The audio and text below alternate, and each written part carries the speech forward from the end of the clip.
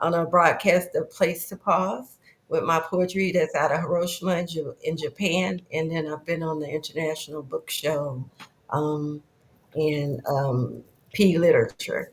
So that's just a little bit about me. You can find me on TikTok, Instagram, Facebook by my name. I don't have a code name. I haven't been that clever yet. Marcine and more, or you can call me Triple M.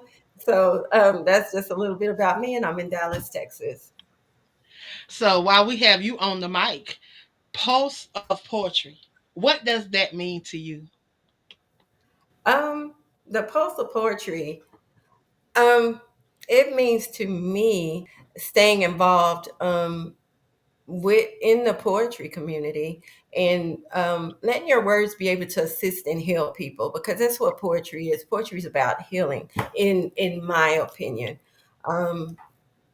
Because personally, it healed me out of situations, right? Because it made me whole, and it helps me continuously to get through to myself and to other people. So that's what I think a pulse of poetry is. It's continuing that work and spreading your word with different types of poets because it's all different kinds of poets. You have your slams, you have your spoken words, and we are all one family.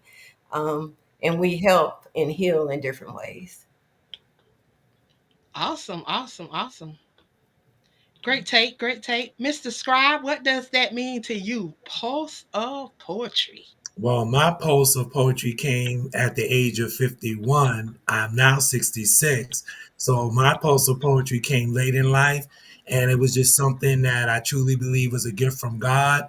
The poems just poured out of me. And when I had about 200 of them, didn't know what to do with them.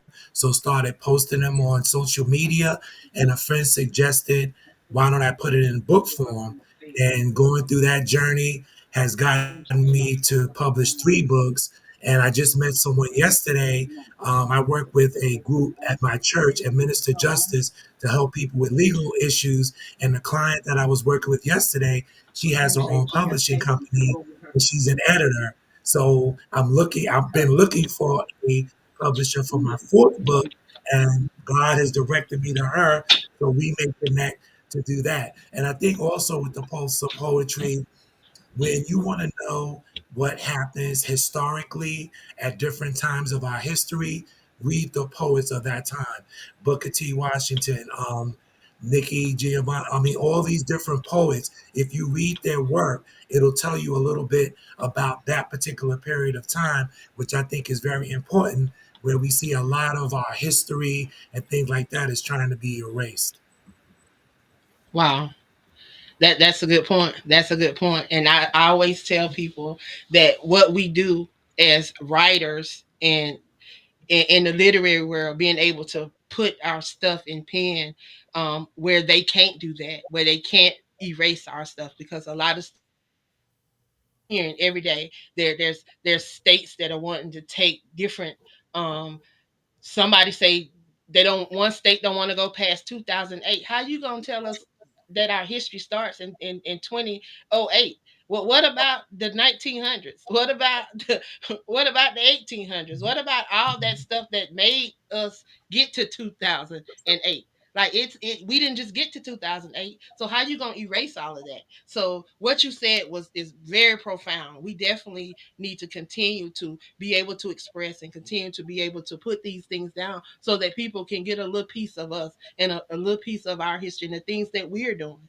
You know, that's going to be important for the next generation because they're taking a lot of stuff away, taking a lot of stuff away. And then the way they're doing different stuff, you know, even with the Bible, you know, and that's a whole nother topic. That's a whole nother topic. But yeah, what you said was very, very needed. So thank you for sharing that perspective. That is an amazing perspective. Miss Melanie, Yes. Oh, I'm what sorry. does that phrase pulse of poetry, what does that speak to you? uh, to me, postal poetry speaks life. Um, in my profession as an educator, I get to encounter